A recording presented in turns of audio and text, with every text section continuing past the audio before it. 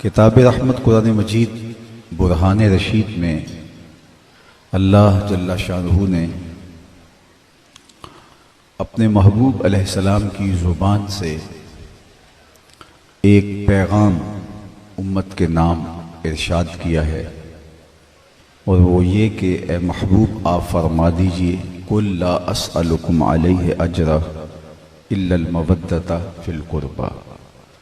ए लोगों, मैं तुमसे तबलीग दीन का कोई सिला नहीं मांगता, तुम्हारे तक जो पैगाम हक़ का इबलाग किया है उसका कोई अजर तलब नहीं करता। और हकीकत भी यही है कि जब तबलीग सिले और सताइश की आरजू से मुबर्रा हो तो फिर असर का जमाल रखती है, वरना हवाओं में उड़ते हुए लफ्ज़ तितलियों की तरह अपना रंग तो जमाते हैं लेकिन मन में उतरने के फन से ना आशना होते हैं। फारसी वाले कहते हैं अज दिल खिज़त बर दिल रेज़त, जो चीज़ दिल से निकलती है वही दिल में उतरती है। इसलिए अल्लाह के हर पैगंबर की तबलीगी मसाई बेलौस थी और उनका अमल, उनका तर्ज हयात, उनके रवैये, उनके शबो रोज़ इस पर गवाह थे, शाहिद आदिल थे। लेकिन इसके बावजूद तकरीबन हर नबी ने ये कहा कि ऐ लोगों, मैं तुमसे कोई अजर, कोई सिला, कोई सताइश तलब नहीं करता। मेरे और आपके आका मौला हुजूर ख़त्मुल मर्तबत सल्लल्लाहु अलैहि वसल्लम की ज़िंदगी बिल्कुल खुली किताब की तरह हमारे सामने है। खुलूस, लिल्लाहियत और तबलीगी मसाई महज अल्लाह के कलिमा को बुलंद करने के लिए। लेकिन हुजूर की ज़ुबान से भी ये जुमला कहलवाया कि ए लोगों, मैं तुमसे तबलीग दीन का कोई सिला तलब नहीं करता। तो तमाम अंबिया से तकरीबन ये जुमला सादिर हुआ, उन्होंने इरशाद किया, और हुजूर अलैहिस्सलाम की ज़ुबान से भी ये जुमला अदा हुआ, और ये अल्लाह के हुक्म से, ताकि तबलीगी मसाई मुअस्सर हों। जब सिले और सताइश की आरजू तबलीग के साथ जुड़ जाती है तो फिर बहुत सारा असर ख़त्म हो जाता है, वही सिलसिला मुनक़ते हो जाता है। इसलिए इस बात को बहुत खालिस रखने की ज़रूरत होती है। हमारे सामने हज़रत मूसा अलैहिस्सलाम की मिसाल मौजूद है कि जब उसको एक ख्वाब आया और उसने मुअब्बिरीन से पूछा कि मैंने इस तरह का एक ख्वाब देखा है जो परेशान कुन है मेरे लिए, तो उसने कहा, मुअब्बिरीन ने कहा कि तेरी राजधानी में एक बच्चा पैदा होने वाला है जो तेरे तख्त व ताज को उलट के रख देगा। तकब्बुर और रऊनत से भरा हुआ फ़िरौन बोला कि मैं वो बच्चा पैदा ही नहीं होने दूंगा। 70,000 बच्चे कत्ल करवा दिए, 90,000 हमल गिरवा दिए। फिर लोगों ने कहा कि इस तरह तो नस्ल ही मफकूद हो जाएगी। तो उसने कहा ठीक है, 1 साल बच्चे कत्ल करवाते हैं और 1 साल बच्चे छोड़ देते हैं। जिस साल बच्चे छोड़ता था उस साल हज़रत हारून अलैहिस्सलाम पैदा हुए, और जिस साल बच्चे कत्ल करवाता था उस साल हज़रत मूसा अलैहिस्सलाम पैदा हुए। उम्मे मूसा, जिनका नाम यूहानस बताया जाता है, वो सख्त परेशान हो गई कि फ़िरौन के सिपाहियों को खबर हो जाती है, उसके ज़राए ऐसे हैं, तो ये तो मेरी गोद से मेरा बच्चा छीन लेंगे और काट देंगे। तो माँ की ममता तड़प उठी। तो अल्लाह ने उम्मे मूसा की तरफ वही की कि परेशान होने की ज़रूरत नहीं, एक संदूक में अपने बच्चे को डाल के दरिया की मौजों के सुपुर्द कर दो, फिर मेरी कुदरत के तमाशे देखो। कुरान मजीद में ये वाक़या तफसील के साथ मौजूद है कि उन्होंने एक संदूक तैयार किया। मुफस्सिरीन ने उसकी तफसीलात बयान की कि बालाई हिस्से में सुराख रखे और हज़रत मूसा अलैहिस्सलाम को संदूक में बिठाया और दरियाए नील की मौजों के सुपुर्द करके माँ वापस पलट आईं। लेकिन बहन से न रहा गया, वो दरिया किनारे साथ साथ चलती रहीं।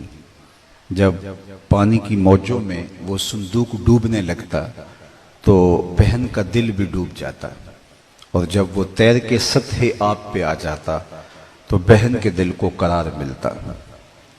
खुदा का करना कि पानी का बहाव संदूक को उधर ले गया जिधर फिरौन का महल था। शाम का वक्त था और ये अपनी ज़ौजा के साथ बैठ के गुजरते हुए पानी के मंजर से लुत्फ अंदोज हो रहा था। औलाद नहीं थी, दिल बहला रहे थे कि अचानक पानी के दोष पे संदूक आते देखा तो दिल में तजस्सुस और शौक की चिंगारियां रोशन हुई, और गोताखोरों को हुक्म दिया कि निकाल के लाओ, देखें इसमें क्या है, ये कोई अलग सी चीज़ है जो पानी के बहाव पे जा रही है। तो वो निकाल के लाए और फिर संदूक को खोला तो देखा एक खूबसूरत बच्चा मुस्करा रहा है। तो ज़ौजा फिरौन ने कहा, ये तो मेरी आंखों की ठंडक है और इसको हम अपना बेटा बना लेते हैं। नबी के साथ किया गया प्यार रायगा नहीं जाता। उलमा ने लिखा कि अल्लाह ने उस खातून को, और आप भी जानते हैं कि जो ईमान अता किया वो हज़रत मूसा के साथ किए गए और कहे गए प्यार के उस जुमले का नतीजा था। खैर फिरौन भी पास खड़ा था, उसको तौफीक ना हुई ये जुमला कहता, और अगर वो भी कह देता हाँ मेरी आंखों की भी ठंडक है, रब ये ना देखता इसने दावा क्या किया है, ये देखता मेरे रसूल से प्यार किया है, अल्लाह उसे भी हिदायत दे दे। खैर उसका मकसूम नहीं था, लेकिन ये तय कर लिया कि हम बे औलाद हैं तो हम इसको अपना बेटा बना लेते हैं। सबसे पहली फिक्र दूध की हुई तो शाही दाइयाँ हाजिर हुई, लेकिन हज़रत मूसा अलैहिस्सलाम किसी खातून का दूध नहीं पीते। अल्लाह फरमाता है हमने उन पर हराम कर दिया था, वो अपनी माँ के अलावा किसी और का दूध नहीं पिएंगे, उनको रोक दिया गया था।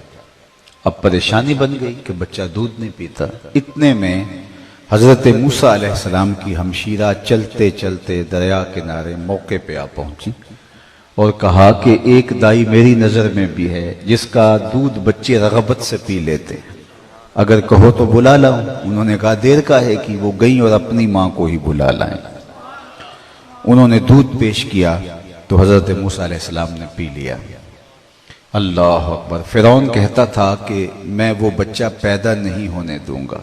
रब ने कहा मुझे रब ना कहना अगर तेरे घर में पाल के ना दिखाया तो। अब बात यह है कि अपनी माँ के अलावा किसी और खातून का दूध पीना नबी की शान के लायक नहीं, तो मेरे और आपके आका और मौला ने हज़रत हलीमा सादिया का दूध क्यों पिया है? तो इसका जवाब यह है कि माँ के अलावा किसी और खातून का दूध पीने में क्या हरज है, जब भेड़ और बकरी का दूध पिया जा सकता है, जब गाय और भैंस और ऊँटनी का दूध पिया जा सकता है, तो किसी खातून का दूध पीने में क्या हरज है? हज़रत मूसा का मामला और था, इस बहाने माँ की गोद तक पहुंचाना था। और दूसरा, कल हज़रत मूसा ने जब मनसब नबूवत पे फायज होकर फ़िरौन के दरबार में जाके तबलीग करनी थी तो उसने ज़ेरे लब मुस्करा के कहना था कि अलम नुरब्बे का फीना वलीदा, कि मेरे घर ही पलता रहा और आज मुझे ही सबक पढ़ाने आ गया है। तो उसका जवाब अल्लाह ने पहले से कहा दिया कि जब वो ताना दे अल्लाह का नबी जवाब दे सके, मियाँ पला तेरे घर में हूं, दूध अपनी माँ का ही पीता रहा हूं।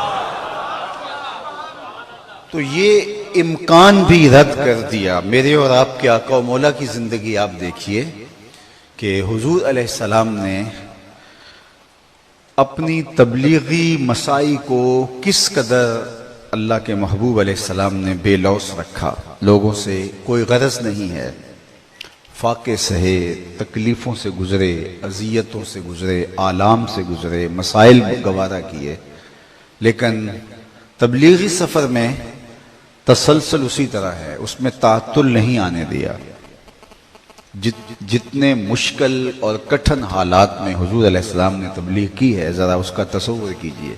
मक्के की गलियों से लेकर ताइफ के बाज़ारों तक, फिर बदर, उहद, हुनैन, लोगों के तल्ख रवैये, उक़बा बिन अबी मुऐत का रवैया, अपने रिश्तेदारों के रवैये, कोहे सफ़ा पे जो कुछ हुआ, तो ये कितनी दर्दनाक कहानी है। हमें तो थोड़ा सा मसला हो तो हमारे तबलीगी काम में तातुल पैदा हो जाता है। मैं तो ये समझता हूँ कि अगर लोग अच्छी तरह से सुनने के लिए राग़िब ना हो तो हमारी तकरीर का तसलसल उस तरह नहीं बन पाता कि लोगों की तवज्जो और इन्हिमाक नहीं है। लेकिन ज़रा देखिए उन ज़वात की ज़िंदगियाँ। हज़रत नूह अलैहिस्सलाम तबलीग करने जा रहे हैं तो लोगों ने कानों में उंगलियां ठोंस ली हैं, ए नूह तेरी बात नहीं सुनेंगे। मुझे बताइए कितना तल्ख रवैया है लोगों का। बात तो सुननी चाहिए लेकिन कानों में उंगलियां ठोंस लेते हैं। अल्लाह का नबी रुक जाता है, अच्छा कभी तो थक के निकालोगे, जब निकालोगे तब सुना के जाऊंगा। अल्लाह अकबर। तो कितनी मुश्किल, कितनी मुशक्कत, कितना कुछ। उम्मुल मोमिनीन सईदा आयशा रज़ियल्लाहु ताला अन्हा फरमाती हैं कि मैंने एक दिन हुजूर से कहा कि हुजूर क्या उहद के दिन से सख्त दिन भी जिंदगी में कभी आया जब 70 लाशें पड़े हुए थे। हुजूर के चचा हजरत अमीर हमजा का मुसला कर दिया, नाक कान काट दिए गए, सर अनवर पे सफेद रंग की पट्टी बंधी है, आंखों में आंसू हैं और बार बार कहते हैं मा फ़अला अम्मी, मेरे चचा की कहानी सुनाओ। तो ये दर्दनाक सूरत हाल थी। तो कहा, मैंने अर्ज किया कि हुजूर क्या उहद के दिन से सख्त भी जिंदगी में दिन गुजरा है, मतलब कि इससे सख्त दिन क्या हो सकता है। तो आका करीम ने फरमाया, हाँ आयशा, जब ताइफ के बाजारों में तेरी कौम ने मुझे होके मुखातबत करना तो आसान है, जो रास्ते में गड्ढे खोद दें, कांटे बखेर दें, ओजरियां डाल दें, फिर उन्हीं को तबलीग करना और दिलसोजी के साथ तबलीग करना, ये तमाशाए लबे बाम नहीं है, ये पैगंबरों के हौसले होते हैं। ला अस्अलुकुम अलैहि अजरा, मैं इस पर तुमसे कोई अजर नहीं मांगता। लेकिन फिर फरमाया इल्लल मवद्दत फिल कुर्बा, हाँ मैं एक चीज का तुमसे मुतालबा जरूर करता हूँ कि कुर्बा से तुमने मवद्दत मोहब्बत करनी है। कुर्बा के मिन जुमला मफाहीम में एक मफहूम हुजूर की के कराबतदार हैं, हुजूर की इतरत है, हुजूर की आल है। कहा, ए लोगो, मैं तुम्हारे तक जो पैगाम पहुंचाया, तुम्हें दीन दिया, तुम सुनना नहीं चाहते थे, फिर भी तुम्हारे तक पहुंच के तुम्हें दीन पहुंचाया। मक्के की गलियों में, ताइफ के बाजारों में, अक्कास के मेले में, सेने हरम में, अब्दुल्ला इब्ने जदान के घर के पास, कोहे सफा पे, जबल अबू कुबैस के दामन में, कहां कहां पहुंच करके तुम्हारे तक पैगाम हक का इबलाग किया। इस पर कोई अजर नहीं मांगता, लेकिन एक चीज का तुमसे मुतालबा है कि मेरे कराबतदारों से तुमने मोहब्बत करनी। अगर आप मेरी बात पर पूरी तरह से तवज्जो दे रहे हैं तो क्या कराबतदारों से मोहब्बत अजर की सूरत तो नहीं बन रही? जब मोहब्बत मांग ली तो फिर कोई चीज तो पीछे नहीं रही। तो जब कुछ नहीं मांगा तो फिर कराबतदारों से मोहब्बत क्यों तलब की गई? ये क्या अजर की शक्ल बन सकती है? तो इसका जवाब यह है कि कुर्बा से मोहब्बत, कुर्बा की जरूरत और नबी की जरूरत नहीं है, कुर्बा से मोहब्बत उम्मत की जरूरत है। अगर वो हुजूर के कराबतदारों से मोहब्बत करते हैं तो उनके दीन की हिफाजत होती है। हजरत ज़ैद बिन अरकम रज़ियल्लाहु ताला अन्हु से मरवी मारूफ रिवायत सही मुस्लिम और दीगर कुतुब हदीस में मौजूद है कि आका करीम अलैहिस्सलाम ने फरमाया, आना तारिकुन फीकुमुस सकलैन, मैं तुम्हारे अंदर दो भारी चीजें छोड़ के जा रहा हूं, तुम्हें लावारिस नहीं छोड़ के जा रहा कि मेरे बाद तुम भटकते रहो, बहकते रहो, तुम्हारा कोई पुरसाने हाल ना हो, तुम्हें तुम्हारे लिए हिदायत के जो चश्मे हैं वो सूख जाएं, ऐसा नहीं है। मैं दो भारी और वजनी चीजें तुम्हारे अंदर छोड़ के जा रहा हूं, अगर तुम उनको मजबूती से पकड़ लो, लन तदिल्लु बादी, तो मेरे बाद तुम कभी भी गुमराह नहीं होगे। पहली चीज किताबुल्लाह फीहिल हुदा वन नूर फखुजू बि किताबिल्लाह वस्तमसिकू बिही, एक अल्लाह की किताब, उसको मजबूती से पकड़ लो, इस किताब से वाबस्ता हो जाओगे तो कभी भी गुमराह नहीं होगे। ये आसमान से जमीन की तरफ अल्लाह की लटकती हुई रस्सी है, ये हब्लुल्लाहिल ममदूद, ये आसमान से जमीन की तरफ अल्लाह की लटकती हुई रस्सी है। इस किताब से जुड़ जाओगे तो तुम कभी भी गुमराह नहीं होगे। ये तुम्हारी हिदायत की जामिन है किताब। इससे वाबस्तगी, इससे दिल बस्तगी, इससे ताल्लुक के खातर, इसकी तालीमात और तकाज़ों पे अमल पैदा होना तुम्हारी हिफाजत और तुम्हारे ईमान की मजबूती और तुम्हारी हिदायत की का सबब होगी। इसलिए मजबूती से इस किताब को पकड़ लो। वैतरती अहलो बैती, और मेरी इतरत अहले बैत, बल्कि फरमाया उज़क्किरुकुमुल्लाह फी अहले बैती, मैं अपने अहले बैत के बारे तुम्हें तज़कीर करता हूँ, अल्लाह से डराता हूँ। और 3 मरतबा कहा। किसी चीज़ की अहमियत के लिए बार बार तकरार किया जाता है। तो अल्लाह के महबूब जानते थे कि बाद में आने वाले ज़माने में क्या हालात होंगे, तो इसलिए हुज़ूर अलैहिस्सलाम ने 3 मरतबा ताकीदन इरशाद फरमाया उज़क्किरुकुमुल्लाह फी अहले बैती, उज़क्किरुकुमुल्लाह फी अहले बैती, उज़क्किरुकुमुल्लाह फी अहले बैती। मैं अपने अहले बैत के बारे में तुम्हें अल्लाह से डराता हूँ कि उनके मामले में कोताही का इर्तिकाब न करना। अब 2 चीजें मजबूती के साथ थामने के नतीजे में तुम हिदायत पे गामज़न रहोगे और तुम गुमराह नहीं होगे। लन तदिल्लु बादी अबदा, मेरे बाद तुम कभी जो है वो गुमराह नहीं होगे। क्या किताब काफी नहीं थी कि अहले बैत के दामन को भी मजबूती से पकड़ने की तलकीन की गई? कुरान तो हर जरूरत का कफील है, हर दर्द का मदावा है, हर दुख का इलाज है, हर मुश्किल का हल है, हर अजियत से निकालने वाली पाकीज़ा किताब है, मुकम्मल कामिल और अकमल निसाब हयात है। इस किताब के होते हुए हमें क्या जरूरत रह जाती है कि किसी और की दहलीज पे जाएं? फबिय्यि हदीस बादहु युमिनून, ये तो कामिल है और अकमल है। हजरत जुनैद बगदादी ने अपने मुरीद को एक संदूक दिया और कहा, बेटा जाओ इसको दरियाए दजला में फेंक आओ और सुनो कि इसको खोल के नहीं देखना कि इसके अंदर है क्या। मुरीद ने संदूक सर पे उठाया और दरियाए दजला के किनारे पहुंचा और शेख के हुक्म के मुताबिक दरिया में उस संदूक को फेंक दिया। जब संदूक को फेंका तो क्या मंजर देखता है कि पानी ने रास्ते छोड़ दिए और पूरी अकीदत के साथ, प्रोटोकॉल के साथ संदूक को अपनी आगोश में समेटा। वापस आया और शेख से कहा, अगर ये मंजर मेरी आंखें ना देखती तो कभी सवाल भी ना करता, लेकिन मुझे बताया जाए उस संदूक में क्या था जिसके लिए पानी ने भी राहें दी, और अगर वो इतनी ही कोई बाबरकत शय थी तो आपने फेंकवा क्यों दी?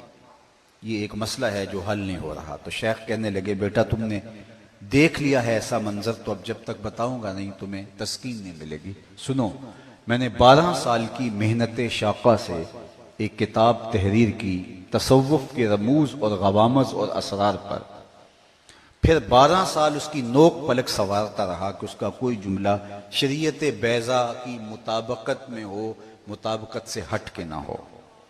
फिर 12 साल सोचता रहा कि इस किताब को लोगों तक पहुंचाऊं कि ना पहुंचाऊं। आज 36 बरस बीत गए, मैंने सोचा है कुरान के होते हुए लोगों को जुनैद की किसी किताब की जरूरत नहीं है। जो तुम फेंक के आए हो वो मेरी 36 बरस की कमाई है। कुरान इतना काफी है। जब कुरान के होते हुए हमें किसी चीज की जरूरत नहीं है तो फिर क्या जरूरत थी कि अहले बैत के दामन को मजबूती से पकड़ा जाए और कुरान के साथ वाबस्तगी इख्तियार करने के हुक्मनामे और ताकीदी हुक्म के बाद फिर अहले बैत के साथ वाबस्ता रहने का हुक्म 3 मरतबा ताकीद के साथ इरशाद फरमाया गया।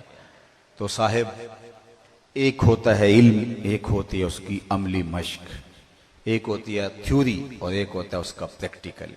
अगर इस्लाम की थ्योरी देखनी है तो कुरान मौजूद है, अगर प्रैक्टिकल देखना है तो करबला के तपते हुए रेगजार में हुसैन इब्ने अली का किरदार।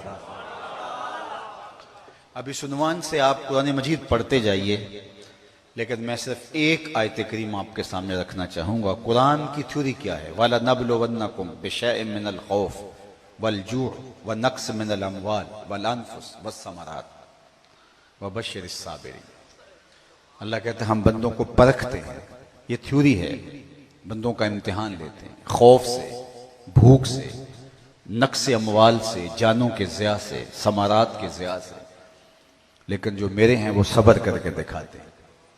ये थ्योरी तो है कि जो अल्लाह के बंदे हों वो इन इम्तिहानात के अंदर पूरी तरह से सरखुरू होते हैं, लेकिन इसका प्रैक्टिकल अगर देखना है तो करबला के मैदान में आ जाओ। अल्लाह ने बंदों के इम्तिहान लिए हैं, भूख से भी लिए हैं। हजरत इमाम फखरुद्दीन राजी ने तफसीर कबीर में लिखा है कि मक्के से लेकर ताइफ तक 70 ऐसे नबियों की कब्रें हैं जिनकी वफात सिर्फ भूख की वजह से हुई है। राह खुदा के अंदर उन्होंने अपनी जानें दी, चलते चलते रास्ते में लोगों ने भूख के इम्तिहान दिए, लोगों ने समरात के इम्तिहान दिए। गालिबन सालवी ने लिखा है कि औलाद जो है वो समरा है ज़िंदगी का, लिहाजा जो है वो गालिबन मावर्दी ने लिखा, तो ये समरा है ज़िंदगी का। तो लोगों ने अपने हाथों से अपने बेटों को लहदों में उतारा है और सब्र का दामन टूटने नहीं दिया। तारीख में ये औराक भी मौजूद है। इसी तरह अमवाल का ज़िया, जानों का ज़िया, भूख का सहना, खौफ।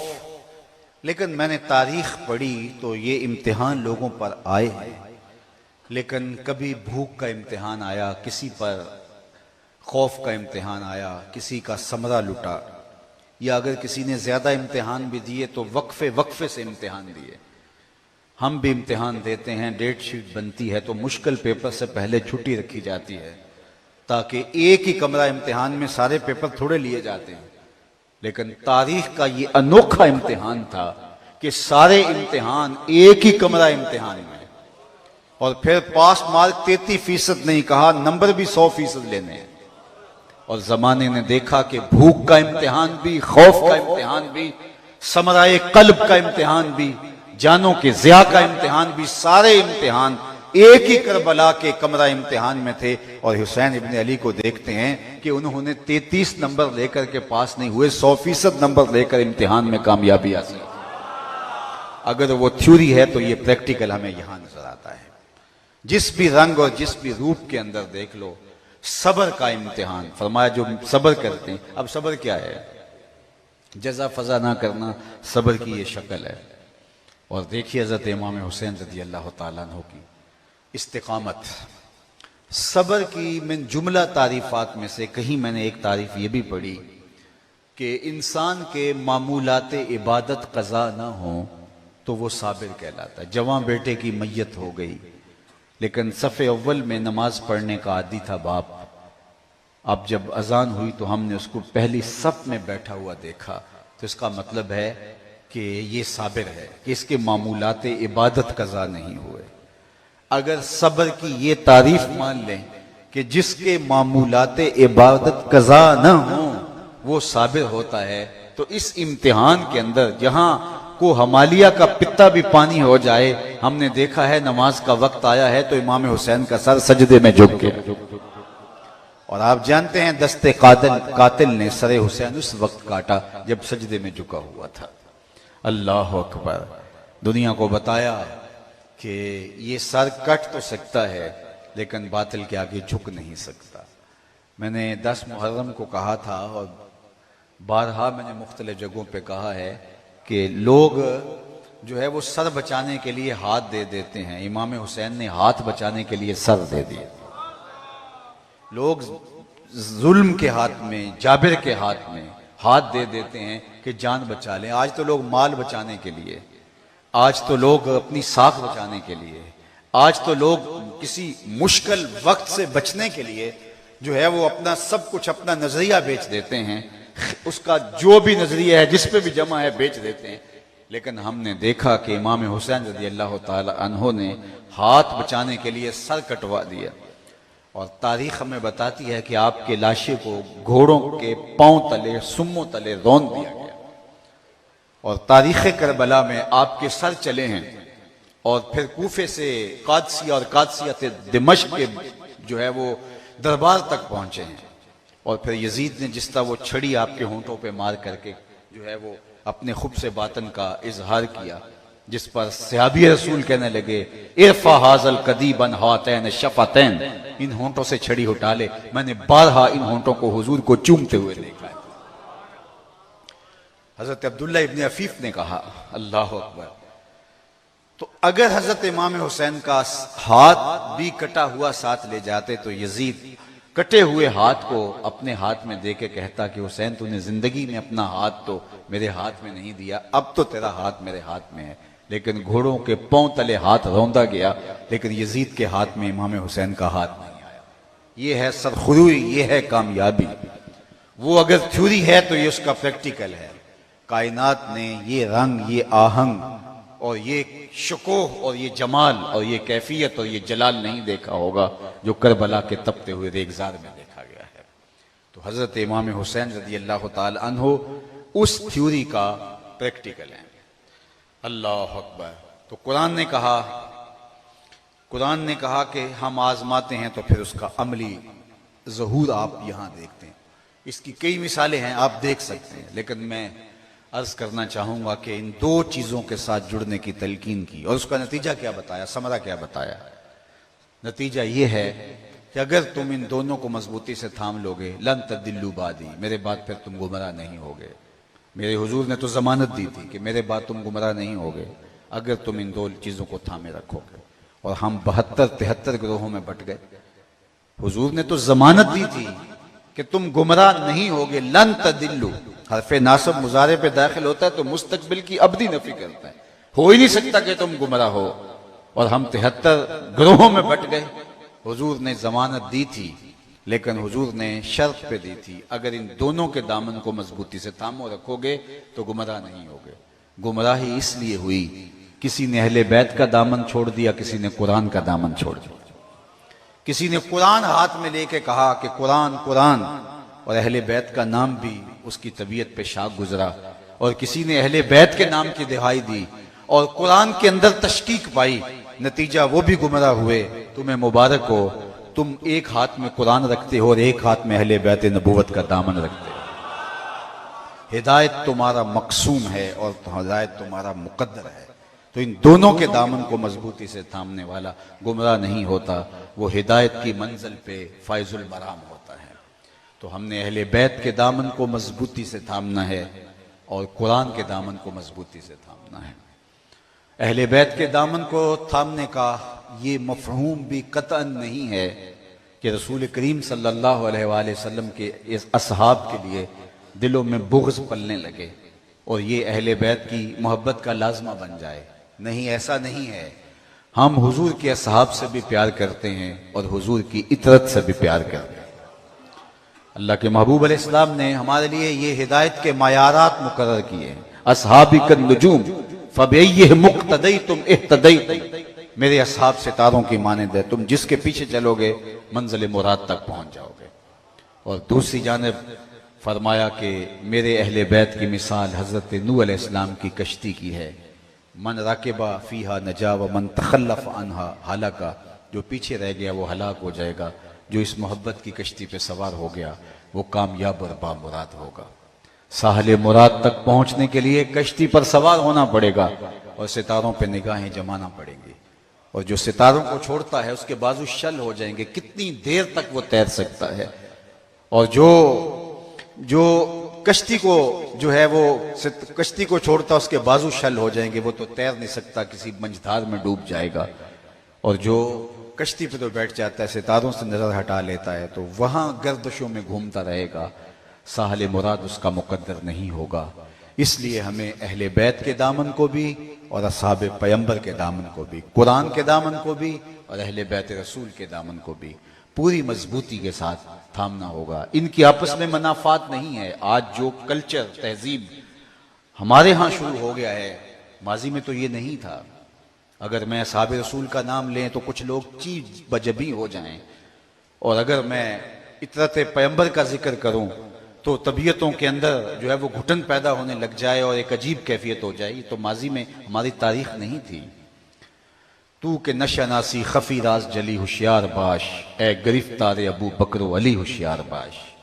इकबाल ने कहा था कि तू खफी और जली को नहीं जानता और ए गिरफ्तार अबू बकर अली होशियार बाश, ये तेरे साथ एक चाल चली गई है और तुझे तकसीम दर तकसीम के अमल से गुजारा जा रहा है।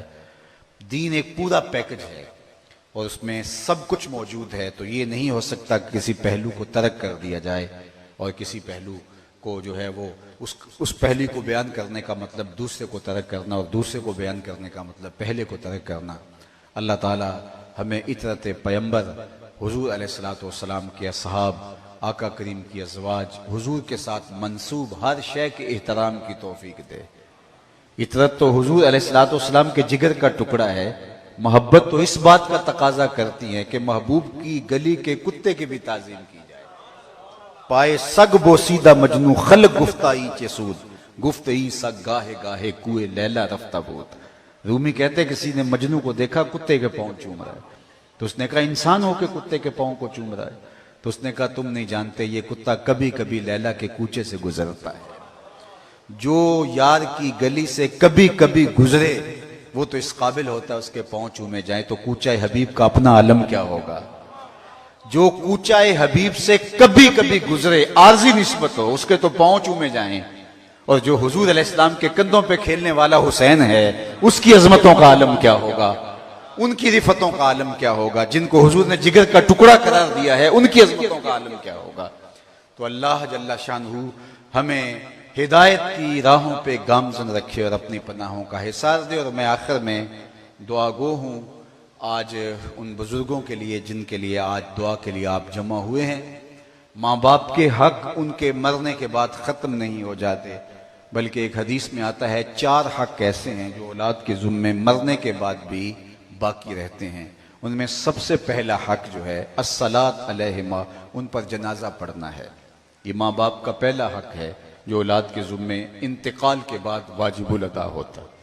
और खुश नसीब हैं वो वालिदैन जो अपनी औलाद, जिनकी औलाद उनका जनाजा पढ़ने की सलाहियत रखती है। वरना कितने लोग हैं जो अपने माँ बाप का जनाजा भी नहीं पढ़ पाते। मैं कितने लोगों को जानता हूँ जिन्होंने हकीकी माँ का जनाजा नहीं पढ़ा, अपने हकीकी बाप का जनाजा नहीं पढ़ा। आप कहेंगे बैरून मुल्क होंगे, नहीं, मौजूद थे, कब्रिस्तान में भी गए लेकिन खड़े रहे, जनाजा नहीं पढ़ा। ऐसे लोगों को आप भी जानते हैं। ये वो लोग हैं जिन्हें जनाजा आता नहीं होता और वो सफ में खड़े रहते हैं और जनाजा नहीं पढ़ पाते, इसलिए कि आता ही नहीं है। और मुझे बताओ कि उस बेटे से बड़ा बदनसीब कोई हो सकता है जो अपनी हकीकी माँ का जनाजा पढ़ ना सके, अपने बाप का जनाजा ना पढ़ सके। और वालिदैन कितने महरूम है कि उनकी औलाद उनका जनाजा नहीं पढ़ती। जिस खुलूस के साथ औलाद जनाजा पढ़ सकती है कोई और पढ़ सकता है, लेकिन वो खड़े हैं हाथ बांधे, क्योंकि जनाजा आता ही नहीं है। इसलिए ये पहला हक था माँ बाप का जो इंतकाल के बाद वाजिबुल अदा था, लेकिन अदा ना कर पाए। और वो खुशकिस्मत माँ बाप के जिनकी औलाद खुद जनाजा पढ़ाने की सलाहियत रखती है, कितनी अल्लाह ने उनको सादत अता की है। दूसरा हक माँ बाप का इंतकाल के बाद इस्तिग़फ़ार लहुमा, उनके लिए बख्शिश की दुआ करना।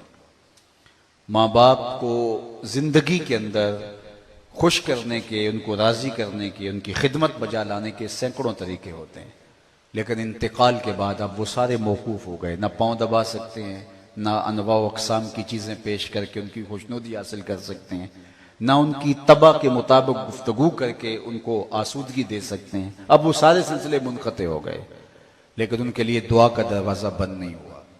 जिस तरह माँ बाप की दुआ औलाद के लिए कबूल होती है, इस तरह औलाद की दुआ माँ बाप के लिए कबूल होती है। और मैंने कुतुब तसव्वुफ़ में पढ़ा है, एक हदीस पाक इसकी तायीद में भी मिल गई, जो शख्स अपने वालिदैन के लिए रोज़ाना एहतमाम से दुआ करे, सारी जिंदगी उसके रिज्क में बेबरकती नहीं आ सकती। एहतमाम से रोज दुआ करे। और दूसरा, मैं समझता हूं कि जो औलाद नवाजी है वो एहतमाम से दुआ ना भी कर पाए तो दिन में कितनी मरतबा कहेगी, रब्बना ग़फ़िरली वले वालिदैया, अल्लाह मुझे भी बख्श दे, मेरे माँ बाप की भी मग़फ़िरत फरमा दे। एक शख्स के 4 बेटे हैं, 4 बेटियां हैं, तो वो रोजाना दुआ कर रब्बना ग़फ़िरली वले, एक दिन में कितनी मरतबा नमाज और कितनी मरतबा उसमें तशहुद।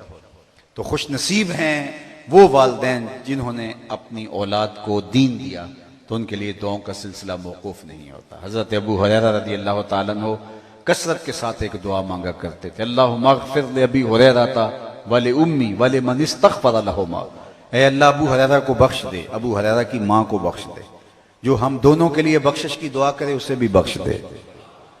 मोहम्मद बिन सिरीन रज़ी अल्लाह तआला अन्हु जलीलुल क़द्र ताबी हैं, जब भी दुआ करते तो कहते अल्लाह अबू हुरैरा को और उनकी माँ को बख्श दे। तो किसी ने कहा आपको खास हमदर्दी है?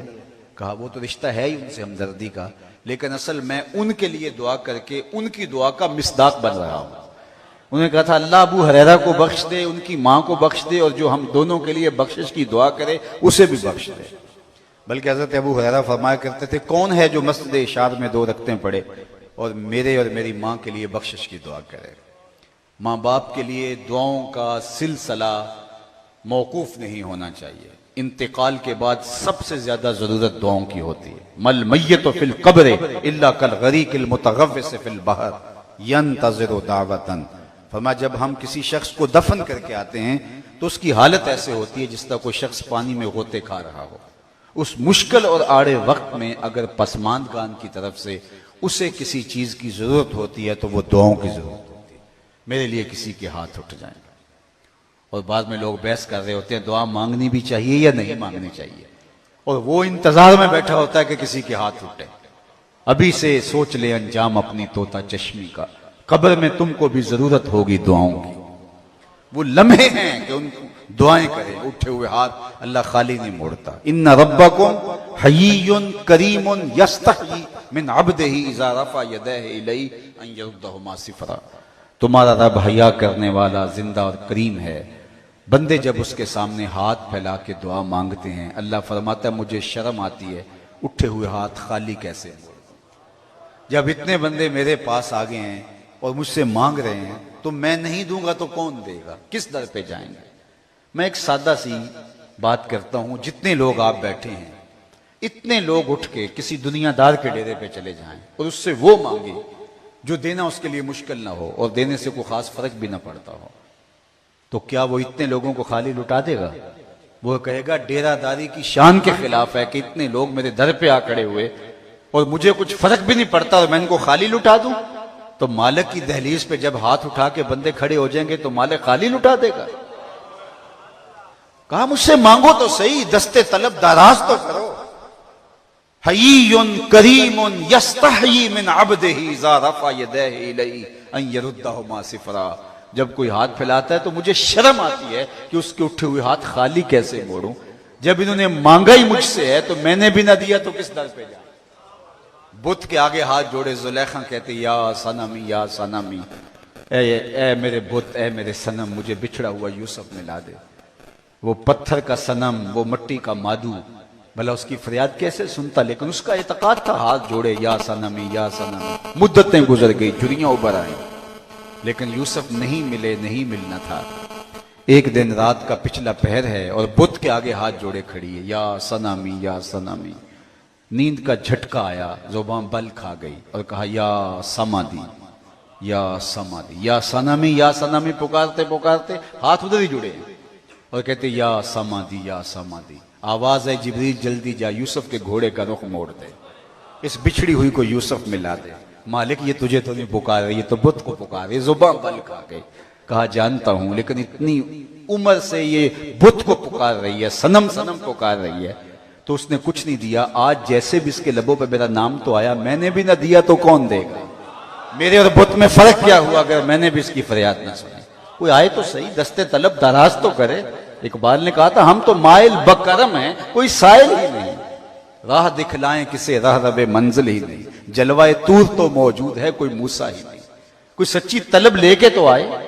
दुनियादार से मांगना हो तो उसकी जुबान में मांगना पड़ता है, लेकिन अल्लाह से जिस जुबान में मर्जी मांगो, अरबी में मांगो, अजमी में मांगो, सिंधी में मांगो, हिंदी में मांगो, पश्तो में मांगो, नज़म में मांगो, नसर में मांगो, इकबाल का लहजा इख्तियार कर लो, रूमी की तर्ज में मांगो, जामी के अंदाज में मांगो। नहीं मांगना आता खाली हाथ फैला दो, वो बंद लबों की बोलियां भी जान जाए। मांगो तो सही, दस्ते तलब दराज तो करो। और अगर कोई कहते मैं नहीं मांगता तो ना मांग मियां, उसको क्या जरूरत है, जरूरत तो तेरी है। कुल मा याबौ बिकुम रब्बी लौला दुआउकुम, ए महबूब फरमा दो अगर तुम नहीं पुकारोगे तो वो भी परवाह नहीं करेगा। जरूरत तुम्हारी है, तुम मुतकब्बिर बने खड़े हो तो कोई बात नहीं है, उसको भी परवाह नहीं है, लेकिन झोली फैलाते रहोगे वो झोलियां भरता रहेगा, उसके खजानों में कोई कमी नहीं है। तो आओ तो सही, उसके दरवाजे पे आओ। तो ये दूसरा माँ बाप का हक है कि उनके लिए दुआ मांगी जाए, हाथ उठाए जाएं। उठे हुए हाथों की अल्लाह लाज रखता है। तीसरा हक माँ बाप का जो औलाद के जुम्मे मरने के बाद आयद होता है, बिर्रुल अस्दिक़ा। माँ है तो उसकी सहेलियों के साथ, बाप है तो उसके दोस्तों के साथ उसने सलूक करना। हदीस पाक में आता है कि ये हक है। और चचा बाप की जगह पर है, खाला माँ की जगह पर है, उनके साथ उसने सलूक किया जाए। जो बाप के दोस्त है उनके साथ उसने सलूक किया जाए। ये ना हो रिश्तेदार दोस्त जब आए तो कहे यार हमारा भाई होता था तो हमें अपनायत लगती थी, अब वो चला गया है तो अब घर में वो हमें अपनायत नहीं मिलती, बच्चे और मिजाज के हो गए। नहीं, ये हक है माँ बाप का, उनको कब्र में आसूदगी होती है। चौथा हक इंजाजुल वाद, उनके वादों को पूरा करता।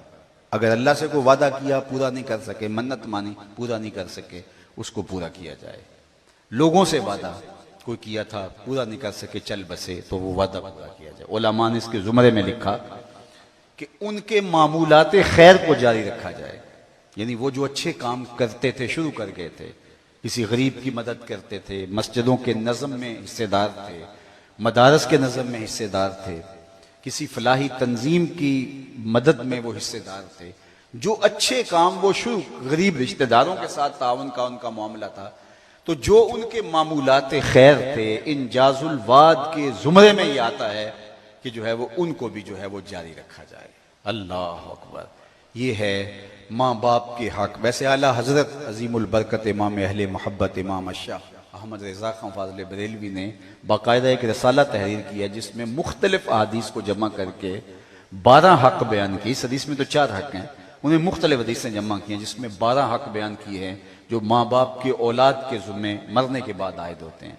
उनमें से आखिरी हक उन्होंने बयान करते हुए कहा कि अच्छे बुरे आमाल कब्र में माँ बाप को पेश किए जाते हैं, उन्हें खुशी और दुख होता है उन आमाल के हिसाब से। तो औलाद नेक हो ताकि कब्र में माँ बाप को आसूदगी नसीब हो।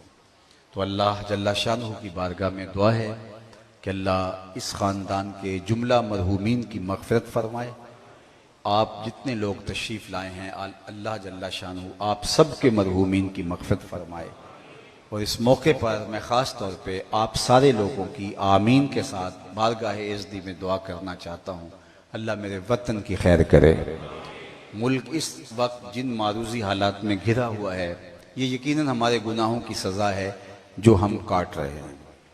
आमालुकुम उम्मालुकुम, एक रिवायत में आता है तुम्हारे आमाल ही तुम्हारे हुक्मरान हैं। जिस तरह के हम होंगे उस तरह के हमारे ऊपर हुक्मरान मुसल्लत कर दिए जाएंगे। किसी ने हज्जाज बिन यूसुफ से कहा कि तूने हज़रत उमर का दौरे हुकूमत देखा है तो उन जैसा अदल क्यों नहीं करता, ये बहुत जालिम शख्स गुजरा है। हज़रत हसन बसरी रज़ी अल्लाह ताला अन्हु कहा करते थे कि पिछली उम्मत के लोग अपने सारे जालिम ले आएं और एक पलड़े में रख दें, पिछली उम्मतों के लोग, और दूसरे पलड़े में हम हज्जाज बिन यूसुफ को रख दें तो ये पलड़ा फिर भी भारी होगा। 70,000 लोग इसने अपने हाथ से कत्ल किए हैं, 90,000 इसके हुक्म से कटे हैं। इतना बड़ा जालिम। तो किसी ने कह दिया, जुर्रत कर ली, तो कहा तूने हज़रत उमर का ज़माना देखा है, उन जैसा अंदाज़ अदल क्यों नहीं इख्तियार करता। तो उसने 2 लफ्ज़ी जवाब दिया था, सुनिए। उसने कहा तबाज़रू अतअम्मरु लकुम, तुम अबू ज़र बन जाओ मैं उमर बन जाता हूँ। जब रियाया अबू ज़र गफ़ारी जैसी होती है तो हुक्मरान उमर जैसे होते हैं।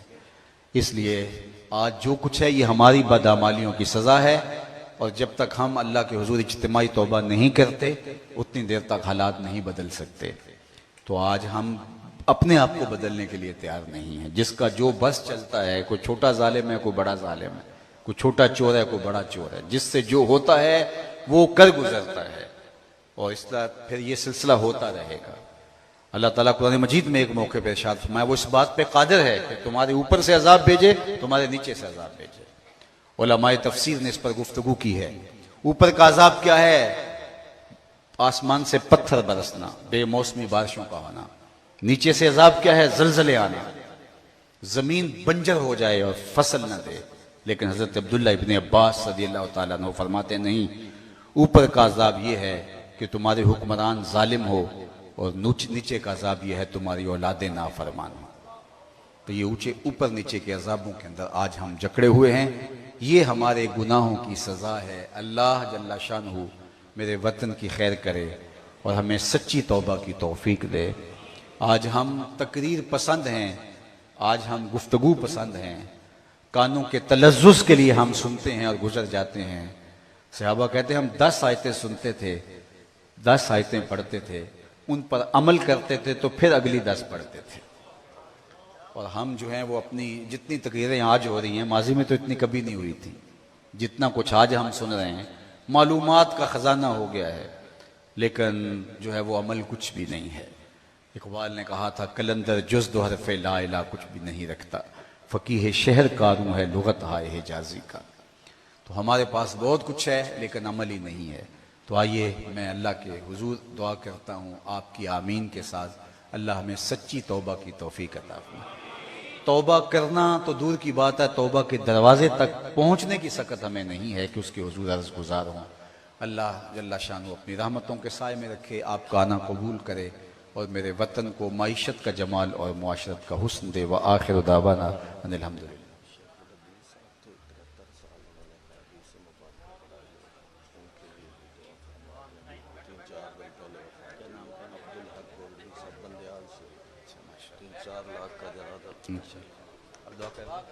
अल्लाहुम्मा सल्ली अला सय्यदिना व मौलाना मुहम्मदिन मादनिल जूद वल करम व आलिहि व सहबिहि व सल्लिम। अल्लाह उठे हुए हाथ कभी खाली ना मोड़े जाएं और फैली हुई झोलियां रहमतों से भर दी जाएं। जितने लोग आए हैं सबको खैर अता फरमा। बिलखुसूस बुरहान फैमिली के लिए अल्लाह की बारगाह में दुआ है कि अल्लाह इनको अपनी पनाह अता कर दे। बिलखुसूस जुमला मरहूमीन की मग़फ़िरत फरमा दे। अल्लाह उनकी कब्रों को वसी कुशादा मुनव्वर खुशबूदार और ठंडा फरमा दे। जितने लोग आए हैं अल्लाह सबके घरों में वापस जाने से पहले पहले बरकतें भेज दे और अपनी पनाहों का हिसार नसीब फरमा दे। अभी हज़रत ने बताया कि अहलु सुन्ना के आली मर्तबत शेखुल हदीस हज़रत अल्लामा अब्दुल हक बिंदियालवी साहब इंतकाल कर गए, जिनकी ज़िंदगी के शब रोज़ खिदमत हदीस में बसर हुए। आप सारे लोगों की पुरखुलूस आमीन के साथ बारगाह इज़्दी में दुआ है अल्लाह उनकी कब्र को पुर नूर फरमा, उनकी खिदमात दीनिया और मसाई जमीला अपनी बारगाह में कबूल फरमा और उनके पसमानगान को तौफीक सब्र अता कर दे। जितने लोग अल्लाह मौजूद हैं सबकी खैर अता फरमा। मेरे वतन को अमन के सवेरे अता कर दे। यहाँ दहशत गर्दी के सुलगते अलाव ठंडे करके अमन की बहारें पैदा कर दे। मईशत का जमाल मुआशरत का हुस्न अता कर दे। नेक साले पाकीज़ा अहल हुक्मरान अल्लाह इस वतन का मकसूम कर दे। अल्लाह हमारे गुनाहों को माफ़ कर दे, सच्चे दिल से तौबा की तौफीक अता कर दे। वसल्लल्लाहु